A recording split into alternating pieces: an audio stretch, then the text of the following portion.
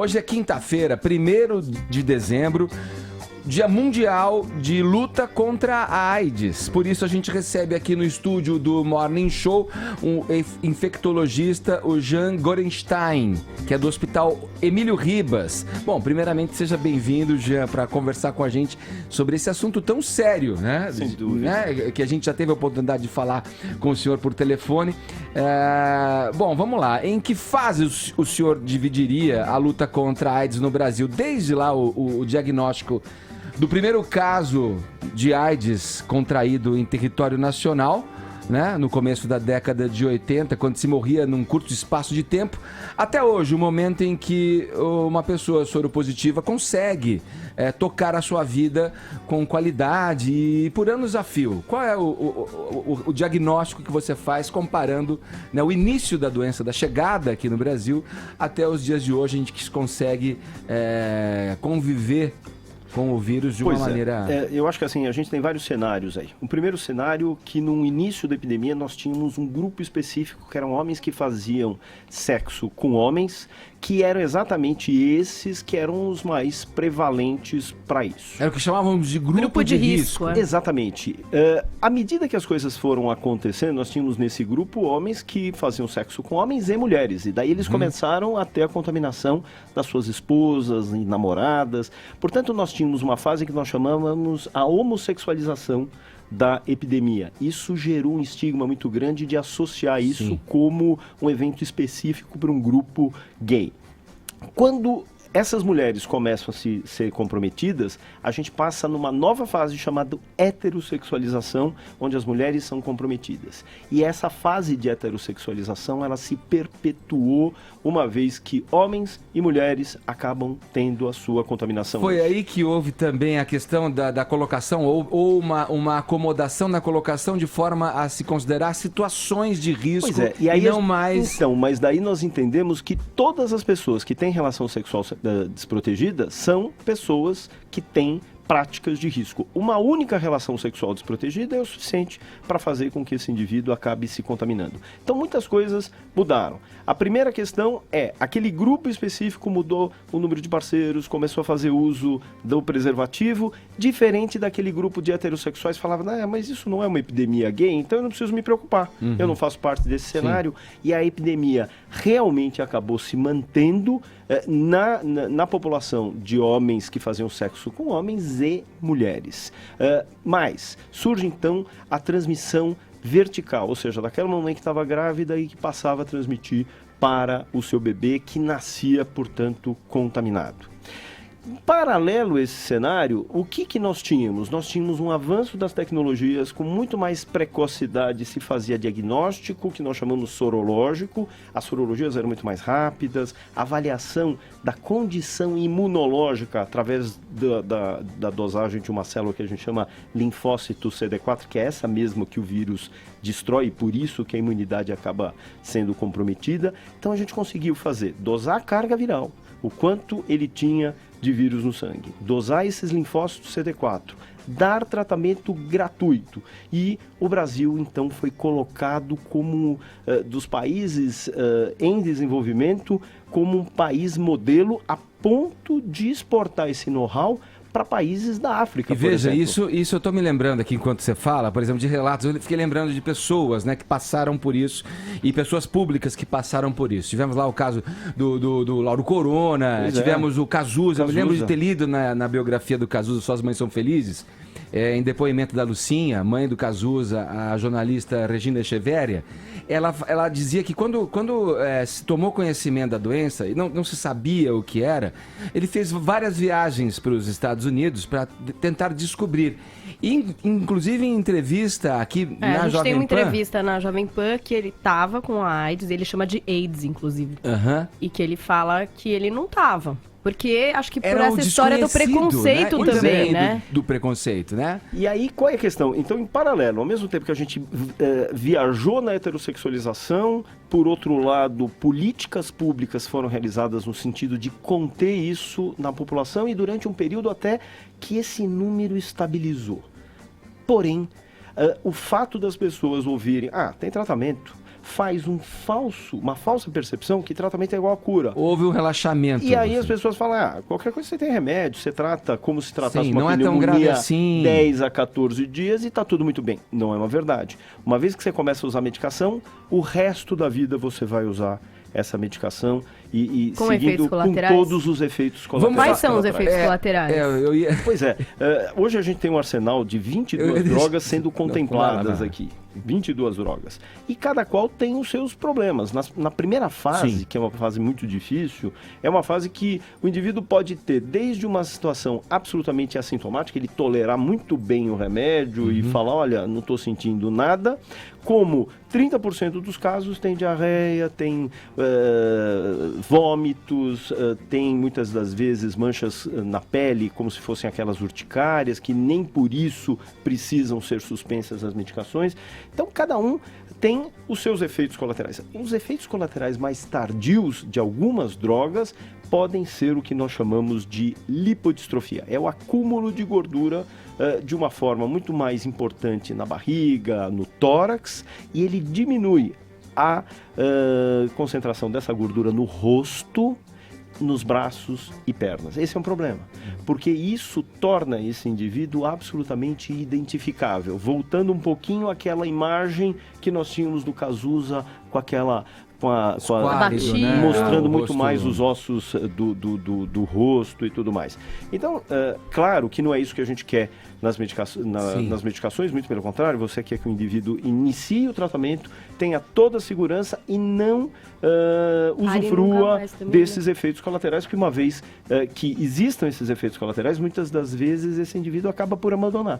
Como nós temos realmente um grande número de drogas disponíveis, nós podemos jogar, não, então eu tiro essa e coloco aquela. Ou seja, hoje ficou muito mais prático a utilização das medicações. Hoje, para quem usa a terapia antirretroviral, nós temos um comprimido só, contendo 3 medicações, nos quais ele faz esse uso à noite. Então, é muito mais cômodo do que nós tínhamos. Antigamente, a gente tinha que usar 10 remédios dentro daquele coquetel.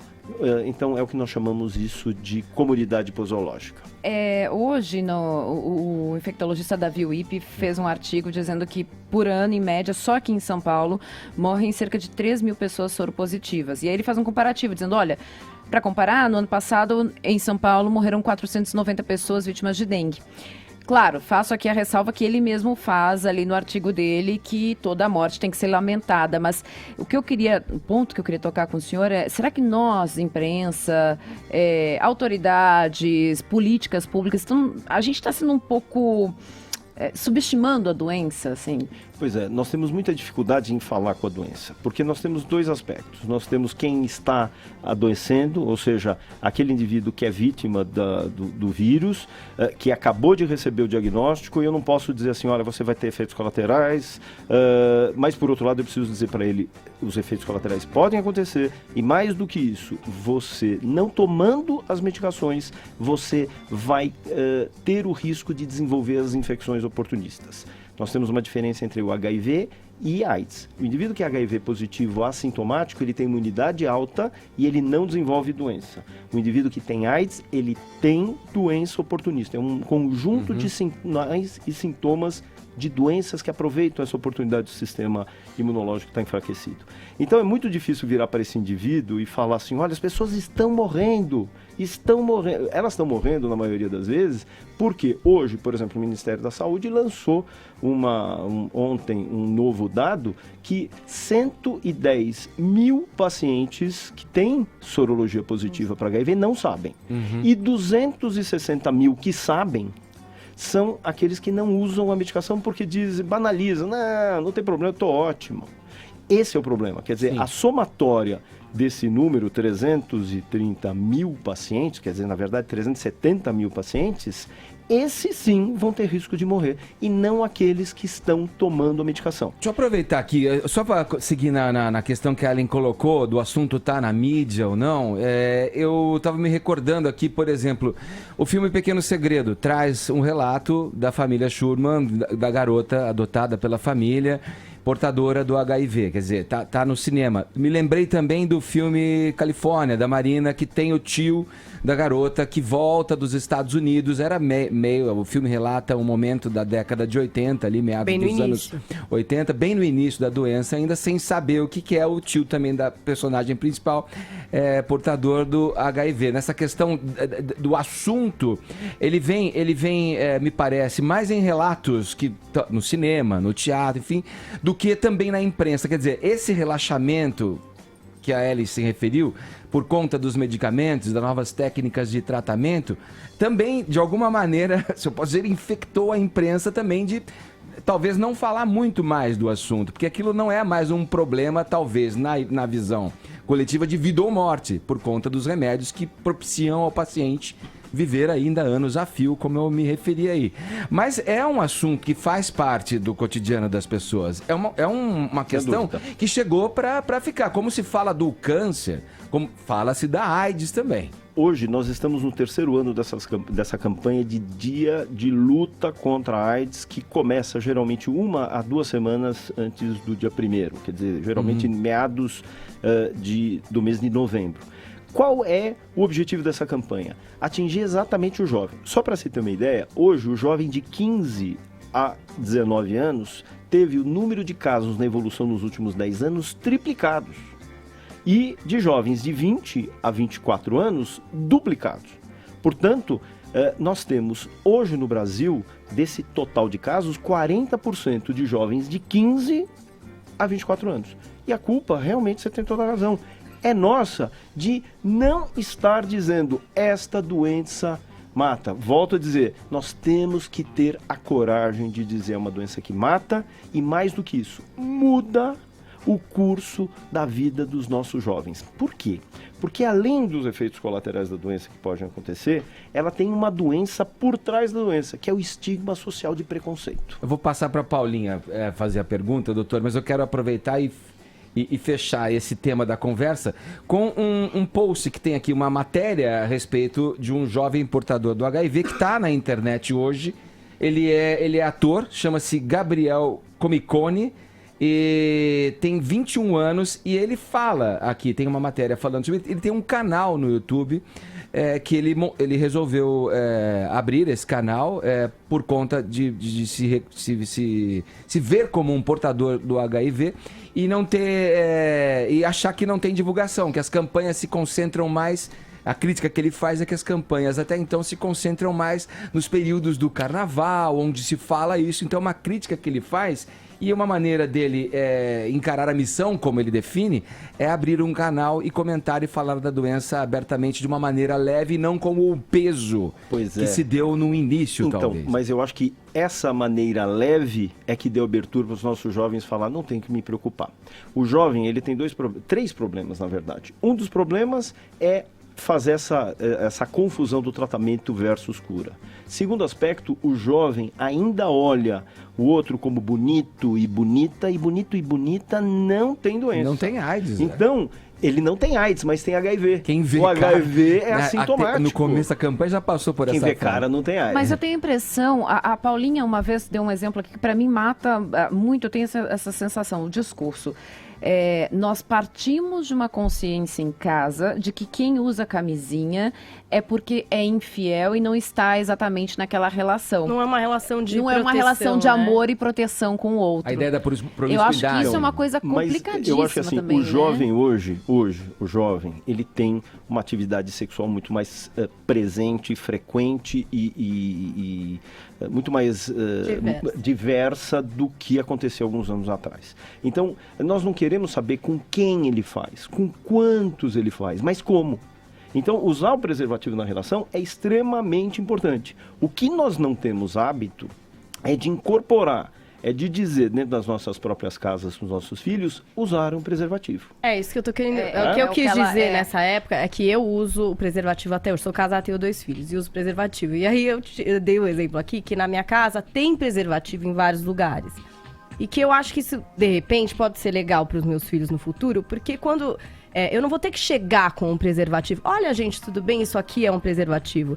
Eles vão saber que os pais usam o preservativo em casa, porque eles se gostam e é normal na relação a gente usar o preservativo como uma forma de não engravidar, de não pegar doença, mas assim, porque ali tá relacionado aos pais, a um carinho, a uma proteção, e não tipo eu chegar, olha, tudo bem, eu e seu pai, enfim, nunca usamos preservativos, estamos aqui transando maravilhosos. Agora você, querido, vai com esse preservativo, entendeu?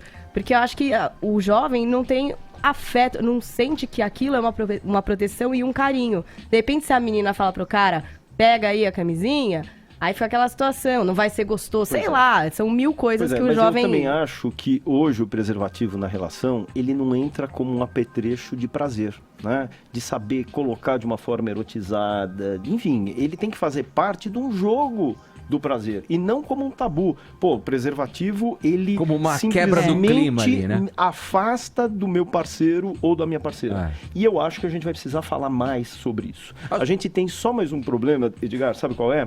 É que esse jovem, muitas vezes, tem um preservativo no bolso e na bolsa e ele vai pra balada. Sim. E aí ele usa drogas lícitas e ilícitas e ele esquece do preservativo. Isso. Por isso é importante a gente lembrar uma outra coisa. Nós temos o que a gente chama de PEP, que é a profilaxia pós-exposição. São aquelas pessoas que até 72 horas de terem tido uma relação desprotegida ou que rompeu o preservativo, procurem um pronto atendimento perto de casa e eles vão receber gratuitamente o coquetel por 28 dias. É muito garantindo legal isso. Isso está no sistema público, Tá no no SUS. sistema é gratuito. Então é importante a gente falar sobre isso. Quando ele diz que só acontece essas informações na época de AIDS, isso não é uma verdade. É que a gente não tem espaço. Quando a gente vai falar no carnaval, todo mundo abre. Quando a gente vai ter espaço para o dia 1º, todo mundo abre. Vamos falar na parada gay. Ah, parada gay, pô, isso não. Então nós vamos falar sim. E o objetivo das nossas campanhas no Emílio Ribas é exatamente estar falando frequentemente para nossa maior vítima, em todos que os são os âmbitos, jovens. em todas. Não, mas então, gente, ó, que fique claro, se um dia você foi lá, ficou escapou, em dúvida, transou sem camisinha. Não é ficou em dúvida. Você não sabe. Transou e não sabe, tá em transou dúvida. sem camisinha, você não sabe quem é a pessoa. Pois é, você já isso. vai e Tem- faz a PrEP, entendeu? outra Tem a coisa, PrEP também. Nós temos outra coisa. Nós temos ainda a possibilidade de fazer testagem. 110 mil pessoas não sabem que são soropositivas. Então procurem algum centro de referência de AIDS na sua cidade. Faça gratuitamente, é sigiloso, porque quanto antes você começar, você não vai desenvolver aquilo que a gente falou.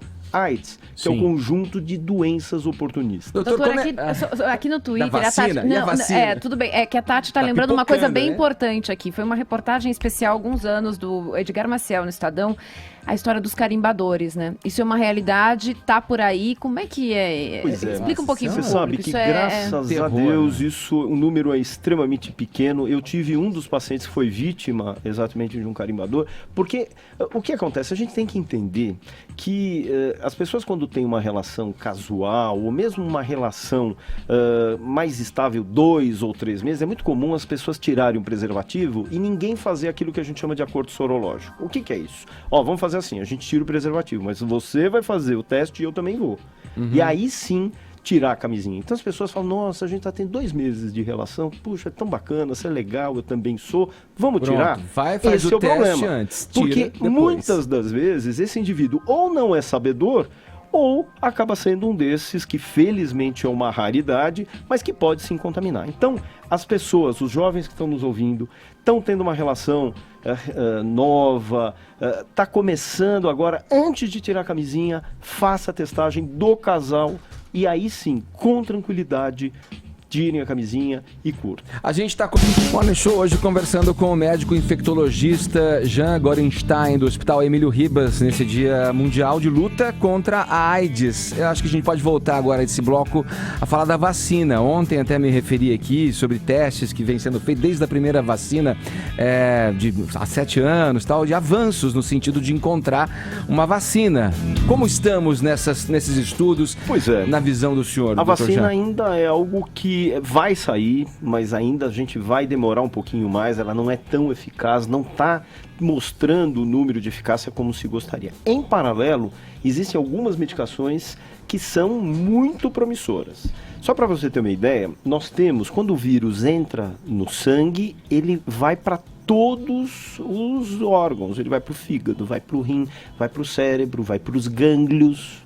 E alguns deles, ele cria o que nós chamamos de santuários. Então, a medicação do coquetéis antirretrovirais não conseguem entrar, por exemplo, em locais como gânglio.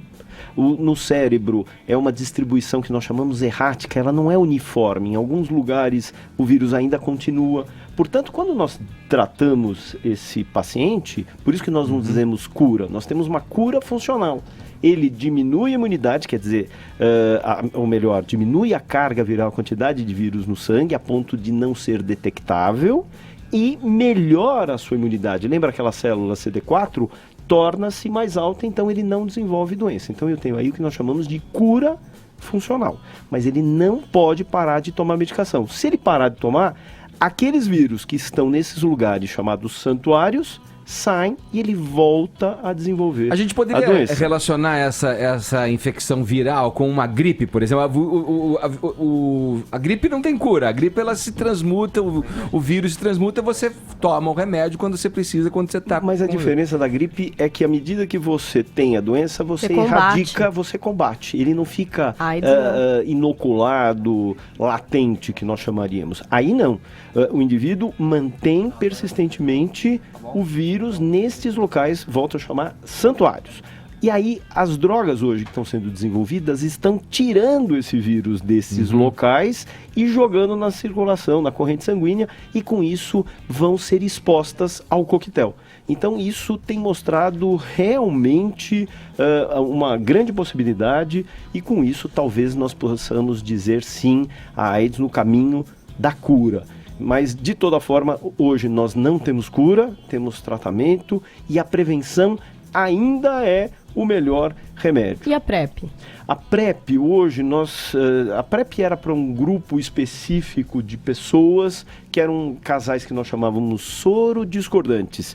Ou ele positivo e ela negativa, ou vice-versa, e que de repente se dava a medicação, a terapia antirretroviral, para que eles, ainda em uso do preservativo, pudessem fazer uso ao longo quer dizer, não seria um período curto, mas ao longo de toda a sua vida, garantindo assim a não contaminação. Isso não ficou estabelecido se o Brasil ainda vai se definir, era para dezembro, passou para janeiro, possivelmente nós ainda não tenhamos nos próximos meses essa distribuição. Mas, de qualquer forma, é uma situação extremamente controversa, porque a gente já percebeu o seguinte, que muitas das pessoas que usavam a terapia antirretroviral com risco dos efeitos colaterais falavam assim, puxa vida, agora eu não preciso usar preservativo, você já toma ali. Então é isso que houve sim uma reflexão, o quanto é uma medida assertiva. Nós temos que pedir para que as pessoas se usem e se utilizem do preservativo nas relações, não é só para o HIV. Hoje nós tivemos uma epidemia de sífilis e principalmente na transmissão para o bebê, levando danos irreversíveis se não tratados, como é o que nós temos. E aí entra a questão comportamental, né? Porque você vê, para chegar numa epidemia de sífilis em pleno século XXI, né? O negócio, quer dizer, tá bem descuidado, né? Então, e nós temos sim que criar esse conceito das pessoas se preservarem. Por isso, o preservativo. O se cuidar é se cuidar com a AIDS, para hepatite B, o HIV, junto o HPV, que é a verruga genital, que é responsável pelo câncer do útero nas mulheres. Então, isso é muito importante. Eu acho que a gente tem que assumir uma postura, sim, diferente. Ô, doutor, muito se ouve falar sobre a excelência do Brasil no tratamento da AIDS. Num ranking mundial, em que posição o senhor coloca o tratamento oferecido pelo Sistema Único de Saúde do país? Se nós fôssemos analisar hoje em países em desenvolvimento, nós estaríamos número 1. Nós oferecemos à população terapia, ou seja, o coquetel, de forma gratuita, diferente do que acontece, por exemplo, na América Latina, que o paciente é obrigado a pagar. Essas medicações são fornecidas pelo Sistema Único de Saúde de forma gratuita. Todos os testes que são feitos durante o seu segmento nos hospitais, seja a carga viral, seja a dosagem do CD4, sejam eventualmente internações que esse paciente seja submetido, são também fornecidas de forma gratuita pelo Sistema Único de Saúde. E volto a dizer, diferentemente do que acontece na própria Europa e Estados Unidos. Pois é, nós realmente temos muito a valer, mas nós estamos errando numa coisa. em prevenção. Então nós temos que falar mais, nós temos que agradecer a vocês, especialmente da Jovem Pan, que sempre abrem esse canal para nós do Emílio Ribas, para que possamos sim falar mais sobre esse assunto e alertar os jovens. Quem sabe a gente possa comemorar daqui a alguns anos. Aliás, doutor, como é que... Eu queria que o senhor que é idealizador da mobilização virtual contra a AIDS, queria que você explicasse para o nosso ouvinte como é que funciona esse movimento. Bom, na verdade existe o Dia de Luta contra a AIDS, que é acessado pela página do Emílio Ribas. Acesse a página do Emílio Ribas, lá existem algumas orientações, não só de você poder mudar a foto de perfil colocando um laço vermelho, como, ao mesmo tempo, poder ter algumas orientações como essas do que a gente está falando, da profilaxia pós-exposição, o que fazer, quando fazer. Então, vale a pena ter realmente esse acesso. Por que a gente usou as mídias sociais para poder divulgar isso? Porque essa é a forma com que o jovem se relaciona com as pessoas. Então, mostrar e facilitar o acesso à informação é a primeira posição. O segundo aspecto, colocando a foto de perfil, dizendo, sim, eu tenho consciência, eu me protejo, sou responsável. Doutor, no Twitter, a Alda, nossa ouvinte, faz uma pontuação importante. A gente fala do sexo entre pessoas do mesmo sexo, homem, e ela pergunta, e entre as lésbicas, entre mulheres, há esse risco, tem que ter esse cuidado? Entre as lésbicas, a nossa preocupação passa a ser outras doenças sexualmente transmissíveis, como herpes, o HPV, que é a verruga genital, mas para o HIV em si, não existe essa preocupação. Tá certo. Queria agradecer a presença do médico infectologista Jean Gorenstein, do Hospital Emílio Ribas, esclarecendo muitas questões relacionadas ao HIV, à AIDS, nesse Dia Mundial de Luta contra a AIDS aqui no programa. Obrigado, doutor. Eu que agradeço a oportunidade. Muito obrigado a todos. Um abraço. Olha só, vamos com o nosso programa. Perguntamos pelo nosso WhatsApp. Fizemos a questão lá do aborto que corre no Supremo Tribunal Federal, né? O ministro Barroso falou, né? Dizendo não crime mais até o 3º mês da gravidez, um assunto que está em discussão no noticiário, e aproveitamos aqui para perguntar pelo nosso WhatsApp um relato, pedir ao ouvinte do Morning Show que relatasse alguma situação, alguma experiência nesse sentido, e os ouvintes, claro, sempre nos atendem, mandaram. Vamos ouvir. Morning Show. Então, eu sou a Nani de Blumenau e eu já presenciei uma amiga que ela tinha engravidado e ela queria abortar, porque ela estava no auge da idade dela. Na verdade, ela estava com 20 anos ou 19 anos e ia ser um susto para a família. E ela tinha acabado de começar a namorar e tinha engravidado. Então, ela decidiu abortar. E uma conversa com ela, eu falei, olha, conversa com teus pais primeiro, talvez eles vão aceitar, enfim. E antes de fazer isso, pensa que, na verdade, é uma criança que está ali dentro de você. No dia seguinte, ela me falou que tinha falado com os pais e decidiram ter a criança. Hoje, é uma amiga minha, tem um filho lindo, inteligentíssimo, eram namorados e casaram, é um casal perfeito, muito querido, por sinal, e é uma família linda. Então, acho que, realmente, se ela tivesse abortado, será que estaria assim? Né? Acredito que o aborto não é um aborto. Beijo. Oi, pessoal do Morning Show. Eu já fiz um aborto. Eu tinha 22 anos na época, hoje eu tenho 39. Tenho 2 filhos e na época não tinha condições nem psicológicas, nem financeiras, nenhuma de ter esse filho. Eu tinha 22 anos, o meu namorado na época tinha 18. Então a opção foi fazer o aborto porque não tinha condições. Eu acho que é uma questão totalmente pessoal, particular, que cada um tem que ter consciência do que está fazendo. Eu não sou feliz com isso, mas eu não me arrependo. Bom dia, galera do Morning Show. Aqui é Eron Márcio Alves Ramos, de Vitória, Espírito Santo. Cara, eu passei por uma situação assim. Eu tive um lance com uma menina há uns 8, 9 anos atrás, e ela veio engravidar. Ela estava no auge, terminando a faculdade e tal, de jornalismo, e estava prestes a conseguir um emprego na emissora local aqui. E, cara, ela ficou desesperada. Ela contou pra mim, ficou desesperada, e Eu também estava numa situação financeira um pouco delicada e tal. E ela decidiu fazer. Eu não quis, e ela decidiu fazer e tal. Consegui o dinheiro para ela e falei com ela que se ela desistisse, eu assumia a criança, mesmo não ficando com ela, ou ficando com ela e coisa e tal. E ela decidiu fazer. Entendeu? Foi uma noite complicada depois que ela fez o procedimento. Ela passou muito mal, teve que ser hospitalizada. E até hoje a gente se fala, coisa e tal, e hoje ela tem um filho. E ela me contou que se arrepende muito. E eu me arrependo muito. E isso quase aconteceu com a minha filha de 2 anos. Então, cara, é complicado. É complicado. Bom, agradecer aos nossos ouvintes que dividiram aqui com a gente experiências vividas com relação ao aborto, um tema que está sendo discutido novamente, que está à tona, né, na imprensa no dia de hoje. Ô Edgar, se você me permite aqui o resultado da nossa enquete ontem. Temos a gente já o resultado do Jornal da Manhã. A pergunta era a seguinte: a maioria da primeira turma do Supremo Tribunal Federal decidiu nesta terça-feira que praticar aborto nos 3 primeiros meses de gestação não é crime. Aí a gente perguntava no nosso aplicativo: você concorda com a decisão do Supremo? Sim, foi a resposta de 30% dos participantes dessa enquete e não 63%. O restante não quis opinar, é isso. Bom, e a nossa hashtag, Paulinha? Nossa hashtag é com relação ao dia de hoje. Hashtag luta contra a AIDS, pra quem se interage com a gente pelo Twitter. Isso. O pessoal pode participar por aqui. Tem um monte de gente mandando mensagens sobre usar camisinha, algumas coisas bem legais. A gente tá retweetando aqui pelo Twitter da Jovem Pan. Então posta aí, hashtag luta contra a AIDS. Agora,